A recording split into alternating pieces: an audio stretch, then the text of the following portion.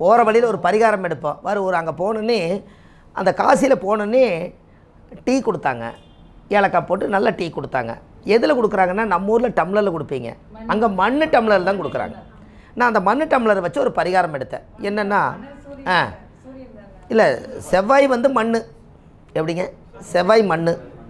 அப்போ சூரியனுங்கிறது சுட சுட ஏற்கனவே சுட்டது அதைய அதில் டீ கொடுக்குறாங்க. அப்போ செவ்வாய் சூரியன் யாருக்கெல்லாம் சேர்ந்து இடர்சை கதிர்கூடி எங்கே இருந்தாலும் அமங்கலியன்னு இதெல்லாம் சொல்கிறாங்களோ அவங்கெல்லாம் செம்மண்ணு டம்ளர் டீ குடித்தா அந்த தோஷம் போயிடும் நானே சொல்கிறேன். ஆமாம், அதுக்கு தானே சொன்னோம். செவ்வாய் சூரிய அமங்கலியாக இருந்தால் நர்ஸுக்கு ட்ரெஸ் வாங்கி கொடுங்கன்னு சொல்லிக்கிறேனே. அது ஏன் அமங்கலியாக இருக்கிறீங்க? அவங்க தான் ஒயிட் ட்ரெஸ்ஸில் இருக்கிறாங்க. இதை வாங்கி கொடுத்தா அந்த தோசை அதில் போகுது, பியூர் ஒயிட்டு. அப்போது அதுக்கு அந்த அங்கே போகும்போது ஒரு பரிகாரம் பிறக்குங்க. நம்ம இங்கேருந்து போகும்போது ஒரு பரிகாரம் பிறக்கும். அந்த பரிகாரத்தை அதிகாரமாக நம்ம சொல்கிறதுக்கு அங்கே ஒரு பொருள் நம்ம முன்னாடி நிற்கும். பாருங்கள், ஒரு வில்வக்காயே கணக்கம்பட்டி சித்தருடைய கோயிலுக்கு நான் போயிருந்தேன். அங்கே ஒருத்தர் வயசானவர் தான் ரம்பம் வச்சு வில்வக்காயை 2 அறுத்து அதில் இருக்கிற பசையெல்லாம் தோண்டி காய வச்சு அதில் ஒரு பொட்டு சந்திரம் மஞ்சள்லாம் சேர்த்து பொட்டு சந்திரம் போட்டு ஒரு விளக்கு கொடுத்துட்டு இருந்தார்.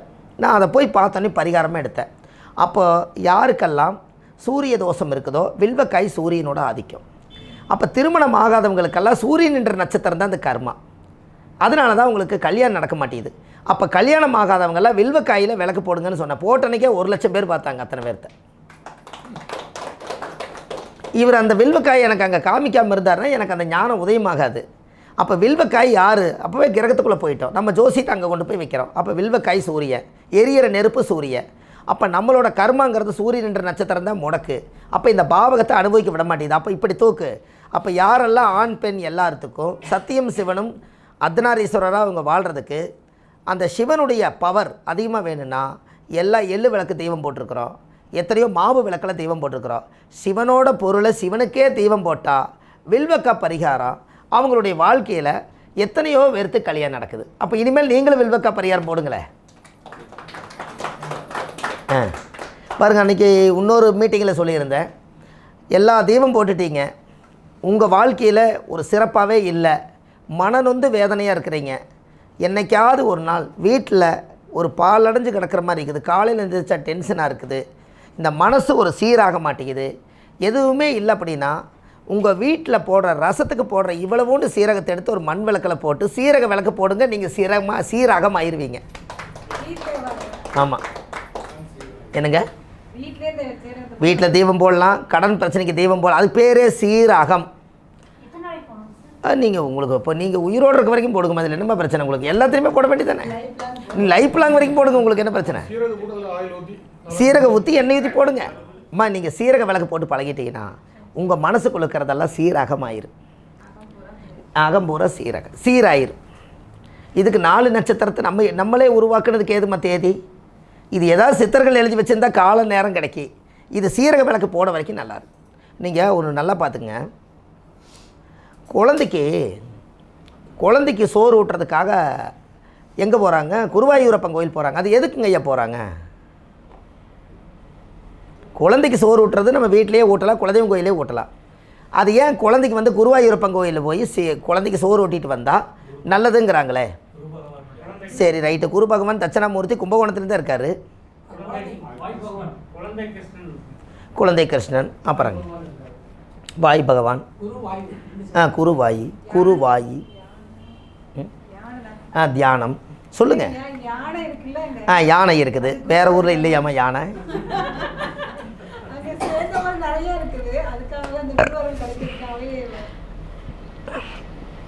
சொல்லட்டுங்களாம்மா?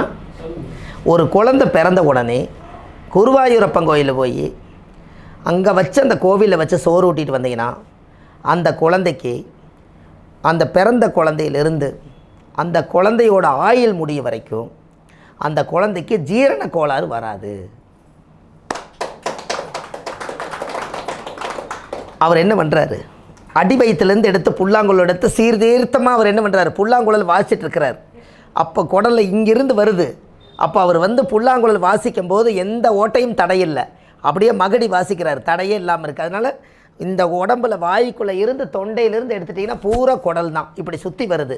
இத்தனைக்குள்ளேயும் சோறு போய் கடைசியில் ஆசன வாய்க்கு வரணும். எங்கேயும் தடை வரக்கூடாதுன்னு புல்லாங்குழலில் வச்சுக்கிறார். அதனால குழந்தைக்கு வந்து குருவாயூரப்பன் கோயிலில் போய் நீங்கள் சோறு ஊட்டினால் ஜீரண கோளாறு வராது. என்னங்க ஐயா, அதுக்கு தான் அந்த காலத்தில் அதை வச்சாங்க. அந்த புல்லாங்குழல் வந்து அதில் எத்தனை ஓட்டை இருக்குதுங்கம்மா? அப்போ நோய் எத்தனை மேடம்? அப்போ ஜீரண கோளாறுன்னு அது நோய் தானே. அப்போ அங்கே போய் நீங்கள் சோறு ஊட்டிட்டு வந்தால் அந்த நோய் தீர்ந்துருமல்ல. அதனால தானே புல்லாங்குழல் 6 ஓட்டை இருக்குது, நோய் தீர்தல்லன்னு இதுக்காக வச்சுருக்காங்க. சார் கிருஷ்ணர் வச்சே 2-3 கல்யாணம் பண்ணி வச்சுட்டேன். எப்படின்னு கேளுங்க. ஒரு மாப்பிள்ளை வந்து என்னை பார்த்தா எந்த பிள்ளையுமே பிடிக்க மாட்டேதுன்னு சொன்னார். நான் மயிலரகம் புல்லாங்குழலையும் கையில் எடுத்துகிட்டு போங்க, இந்த மயில் கிடச்சிரும்னு. அவர் புல்லாங்குழலையும் மயிலரகம் கையில் எடுத்துகிட்டு போன சோப்பில் வச்சுட்டு அந்த பொண்ணுக்கு மாப்பிள்ளை பிடிச்சி போச்சு. கல்யாணம் 3 கல்யாணம் நடந்துருச்சு. 3 கல்யாணம் 3 பேர்த்துக்கு ஒரே ஆளுக்கு இல்லை, ஒரே ஆளுக்கு இல்லைங்க. 3 மாப்பிள்ளையுமே இதே மாதிரி எடுத்துகிட்டு போய் ரெடி ஆயிடுச்சுங்கன்னு. ஏன்? கிருஷ்ணர் தலையில் என்ன இருக்குது, அவர் கையில் என்ன இருக்குது. அப்போ மகடி வாசித்தா பாம்பும் கூட படுக்கும், அப்படி பாம்பு கூட தூங்குமல்ல. அப்போது மயில் வந்துருச்சுங்கண்ணே. அப்போ இதெல்லாம் அந்த காலத்தில் மதி மயங்கின்னு சொல்லியிருக்கிறாங்களே இல்லையா. அப்போ அந்த மதி மயங்கி அப்போ அந்த மகடி வாசித்ததுக்கு அந்த ராதை கண்ணனே வந்திருக்காங்கங்கிற ஒரு பரிகாரமே இன்றைக்கி அவங்க ஒற்றுமையாக வாழ்கிறாங்க. இதெல்லாம் ஒரு பெரிய சிறப்பு தானுங்க ஐயா. அப்போ ஆதிகால பரிகாரங்கிறது இதெல்லாம் நான் சொன்ன ஆதிகால பரிகாரத்துக்கு நான் சொல்கிறதெல்லாம் உங்களுக்கு மேட்ச் ஆகுதுங்களாம்மா? ஆதிகால பரிகாரம்னு பேர் வச்சது சரிதானா? என்னங்க? ஏன்னா ஆதிகால பரிகாரம்னா ஆதியில் இருக்கிற பரிகாரமாக உலகத்தை கொண்டு வரணும். இது எல்லாம் 1330 பரிகாரத்தை உலகத்தை கொடுக்கலான்னு கொஞ்சம் கொஞ்சமாக எழுதிக்கிட்டு இருக்கிற வாய்ப்பு கிடச்சா ஒரு புக்காக வெளியில் வரும். அது எல்லோரும் ஒன்று வச்சுக்கிட்டா அதில் இந்த விஷயமெல்லாம் வருமல்லங்க. என்னங்க? ஒரு காலத்துக்கு ஒரு பொக்கிஷம். திருவள்ளுவர் 1330 குறளை எழுதி உலகத்துக்கு சமர்ப்பணம் பண்ணார். நம்ம ஜோதிட உலகத்துக்கு சமர்ப்பணம் பண்ணுவோம். நம்ம அந்த வள்ளுவர் வயிற்றில் பிறந்ததுனால நம்ம இதை செய்வோமேனு ஒரு எண்ணம். என்றைக்காவது ஒரு நாள் நம்ம விட்டுட்டு போகும்போது இந்த ஆதிகால பரிகாரம் 2-3 தலைமுறைகளுக்கு இப்படி சொல்கிறதுக்கெல்லாம் ஆள் இல்லாமல் போயிட்டாங்கன்னா பின்னாடி வர சந்ததிகளுக்கு எப்படி தெரியும்? அதனால் ஒரு வரலாறு பெற்று ஒரு புக்காக வடித்து வச்சுட்டா அன்றைக்கி அதை எடுத்து உலக மக்கள் பார்த்துக்கிட்டாங்கன்னா, வீட்டுக்கு ஒரு காலத்தில் பஞ்சாங்கம் இருந்தது, அதே மாதிரி வீட்டுக்கு ஒரு பரிகாரம் இருந்துட்டா மக்கள் ஏதோ ஒரு காசு இல்லாதவங்களும் கூட வறுமை உள்ளவங்களும் கூட இதை பச்சுங்கூட ஏதாவது பரிகாரம் தேடி அவங்க நல்லா வாழ்ந்துக்கலாம் பாருங்கள். பணம் இருக்கிறவங்க யாரோ ஒருத்தர் பிடிச்சி மேலே வந்துடுவாங்க. காசு இல்லாமல் வறுமையில் இருக்கிறவங்களுக்கு பரிகாரம் ஏதுங்க ஐயா? நம்ம பார்த்து கொடுக்குறதான் பரிகாரம். எப்படிங்க? அப்போது அந்த காலத்திலேயே இதெல்லாம் ஒரு காலத்தில் இந்த பரிகாரங்களை நீங்கள் எடுக்கிறது இனி நீங்கள் எப்படியெல்லாம் ஒரு இடத்துக்கு போனால் ஒரு பொருளை நீங்கள் இது பண்ணலாம் அப்படிங்கிறத அந்த விஷயத்தை நான் உங்களுக்கு சொல்கிறேன். பாருங்கள், ஒரு கெட்ட பேர் வருது, எனக்கு ஒரு அவமானம் வர மாதிரி இருக்குது, நான் வாழ்ந்தேன், நான் இவ்வளோ கௌரவமாக பொழைச்சேன், என்னை ஒருத்தர் அவமானப்படுத்தினான், எங்கே போனாலும் இந்த கல்யாணத்தில் போனாலும் என்னை அவமானப்படுத்துகிறாங்க, நான் என்ன பாவம் செஞ்சேன், என்னாலேயே முடியலைங்க, என்னை கெட்ட பேராகவே பேசுகிறாங்க, இப்படின்னு எல்லாத்துக்கும் கொஞ்சம் பேருக்கு இருக்குது இல்லைம்மா. இவங்க எல்லோரும் போய் நீங்கள் என்ன பண்ணுறீங்கன்னா, உங்களுக்கு இல்லை வர்றவங்களுக்கு சொல்லுங்கள், கோவிலில் உண்டியில் என்றாங்கல்லங்கம்மா, அதை ஒரு நாள் சேவையாக எடுத்து எல்லா பணத்தையும் எண்ணி சாமிக்கு ஒப்படைச்சிட்டு வாங்க. அன்னையிலிருந்து அவங்களுக்கு கெட்ட பேர் தோஷம் வராது. அது எதனால்? உண்டியில் வந்து 8ஆம் இடம், விருச்சிகம் வந்து மர்மராசி, கரெக்டுங்களா? அப்போ பணத்தை எங்கே மறைச்சி வச்சுருக்குதுங்க? 8ஆம் இடத்துல. அப்போ 8ஆம் பாவங்கிறது அவமானமா? அப்போ என்னைக்காவது ஒரு நாள் தான் உண்டியில் ஓப்பன் பண்ணுவாங்க. அன்னைக்கு எடுத்து சாமியோட காணிக்கை சாமிக்கே எண்ணி கொடுத்துட்டு இந்த 8ஆம் பாவ தோசை என்னை பாதிக்கூடாதுன்னு நீங்கள் சொல்லிட்டு வந்தால் அன்னையோட கெட்ட பேர் வராது. அப்போ இது பரிகாரம் தானங்கம்மா. ஒரு கடவுளுக்கு சேவை தான் செய்கிறோம், அது எந்த பாவக சேவை செய்கிறங்கிறது ஒரு கணக்கு இருக்குது பாருங்கள். பாவகம் அப்போ 8ஆம் பாவத்தோட சேவை தானே அது. அப்போ நீங்கள் ஒரு கோயிலில் போய் சாப்பாடு வாங்கி சாப்பிட்டு கோயிலில் அன்றைக்கி சோறு போடுவாங்க. அப்போது நம்மளுக்கு தொழிலே ஓடலினாலோ மனசு சரியில்லைனாலோ நாம் போய் அவங்க கோயிலில் கொடுக்குற சாப்பாடை வாங்கி சாப்பிட்டுட்டு அந்த பணத்தை பூரா எண்ணி கடவுளுக்கே சமர்ப்பணம் பண்ணிட்டா உங்களோட ரேகையெல்லாம் அந்த பணத்தில் பதிவாயிருக்கு. இப்படி எண்ணிருப்பீங்கள்ல, அப்போ உங்களோட ரேகை தானே அந்த கடவுளுக்கு தெரியும். அப்போ எனக்கு வந்து ஒரு பிள்ளையாக இருந்து என்னோடய காசை எண்ணி எனக்கே கொடுத்த உனக்கு நான் இன்னிலேருந்து ஒரு ஆசீர்வாதம் பண்ணுறேன், உனக்கு அந்த பிரச்சனை வராது போன்னு சாமியே ஆசீர்வாதம் பண்ணிடுவார்.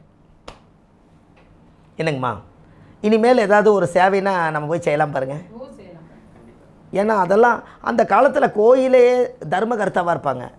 அவங்க தான் அந்த பணங்காசுகள் எல்லாம் வச்சுருப்பாங்க. அதையெல்லாம் இருந்து கொண்டு போய் கரெக்டாக ஒரு ட்ரஸ்ட்டுக்கு கரெக்டாக கொண்டு போய் சேர்த்துவாங்க. அவங்கெல்லாம் பாரம்பரியமாக பொழைச்சார், தர்மகர்த்தாவாக இருந்தார். அவருக்கெல்லாம் எந்த கெட்டவே இல்லையப்பா, நல்ல மனுஷனப்பா, அருமையான மனிதன், வாழ்ந்து பொழைச்சவர், இந்த கோயிலவே கட்டி காப்பாற்றார். இன்னும் ஏன் பேர் சொன்னாங்க, நாங்கள் கெட்ட பேர் வரல. ஏன்? கோயில் அவரோட கண்ட்ரோல் இருந்தது. அப்போ பணமும் அவரோட கண்ட்ரோல் தான் இருந்திருக்குது. 10 பைசா அவர் செலவு பண்ணல. அப்போது 8ஆம் பாவம் இதுதான். இதெல்லாம் உங்களுக்கு ஒரு ஒரு ஒரு பரிகாரமும் உங்களுக்கு அடுக்கடுக்காக வர்றது நல்லது தானே, நீங்கள் தெரிஞ்சுக்கிறீங்க பாருங்கோ. அப்போது அந்த அந்த அந்த ஜாதகத்தில் யார் ஜாதகமெல்லாம் 8ஆம் பாவம் அவமான தோஷம் நம்மளுக்கு வருதோ, அந்த அவமானத்தை நம்ம குறைக்கிறதுக்கு நீங்களே அப்படி கோயிலில் என்னால் பணம் என்ன முடியலைங்க, நான் வெளிநாட்டில் இருக்கேன், நான் அங்கே இருக்கேன் இங்கே இருக்கேன்னு சொன்னால், வீட்டில் ஒரு மண்ணுண்டியில் வாங்கி பூமிக்கு அடியில் புதைச்சி வச்சு டெய்லி கிடைக்கிற காசு சில்லற காசெல்லாம் போட்டு வச்சு அந்த உண்டியில் ஒரு நாள் உடைச்சி அப்படியே கொண்டு போய் கோயிலில் கொண்டு போய் இல்லாத ஏழைகளுக்கு சாப்பாடு வாங்கி தானம் பண்ணிட்டீங்கனாலும் கெட்ட பேர் வராது. ஏன்னா அந்த காசு அவங்களுக்கே போட்டு, அது 8ஆம் பாவம், அது கோயில் என்பது அது 8ஆம் பாவம். அந்த 8ஆம் பாவ தோசை அதோட போயிடும். அப்போ இதிலிருந்து அது ஒரு நிவர்த்தி ஆகுதுல்லவா. நம்ம பாட்டை என்ன சொல்கிறோம், 8ஆம் பாவத்தோட பொருள் எடுத்திங்கன்னா 8ஆம் பாவம் ஆயில் நட்டம், ஆபத்து, பொருள் நாசம், கெட்ட பெயர், அவமானங்கள், மறைக்கப்பட்ட உறுப்புகள், உயில் சொத்து, இது எல்லாமே 8ஆம் பாவம் தானேம்மா. அப்போ அந்த காலத்தில் பாருங்கள், நல்லா பாருங்கள், விருச்சிக வீடாம்மா 8, அதில் என்னென்ன நட்சத்திரம் இருக்குதுங்கம்மா? அது யாரோட வீடு? அப்போ செவ்வாய் வந்து பூமி. அப்போ செவ்வாய் ஒரு உண்டியில், செவ்வாய்னா ஒரு மண் உண்டியில் அந்த காலத்தில்.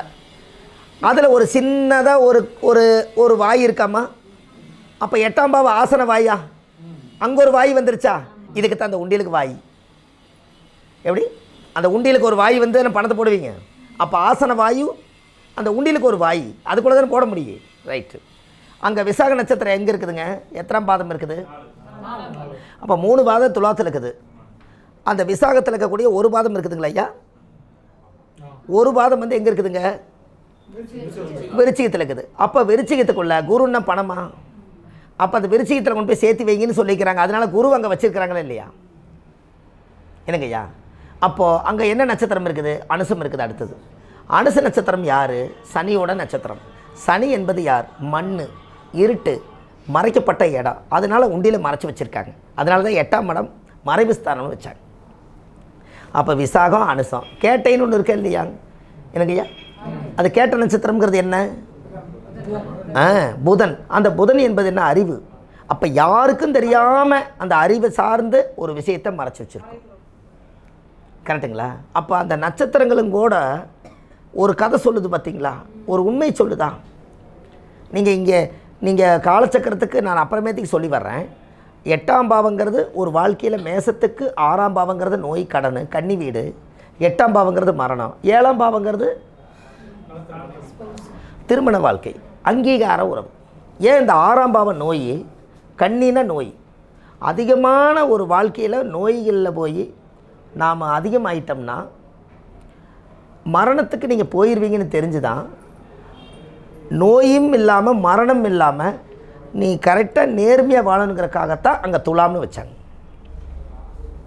இங்கே இந்த பக்கம் பெண்ணு கன்னி அல்லவா, இந்த பக்கம் நோய், 6ஆம் இடம்னா நோய், இந்த பக்கம் கன்னி பெண். அப்போ பெண்ணுன்னா உங்களுக்கு அதிகமான பெண்கள், அதிகமான நெகட்டிவ் தாட்டு, இதெல்லாம் எடுத்துக்கிட்டால் அது நோய் தாக்கம் இருக்கும். அப்படி போனால் கொஞ்ச நாளில் அந்த உயிர் பிரிஞ்சு மரணத்துக்கு போயிடுவேன். இந்த ரெண்டும் இல்லாமல் நீ பிறந்து உண்மையாக வாழணும்னா அந்த தெராசு போல் அங்கீகாரமாக வாழுங்கிறக்காக துலாம் சென்ட்ரல் வச்சுருக்காங்க. பார்த்துக்குங்க.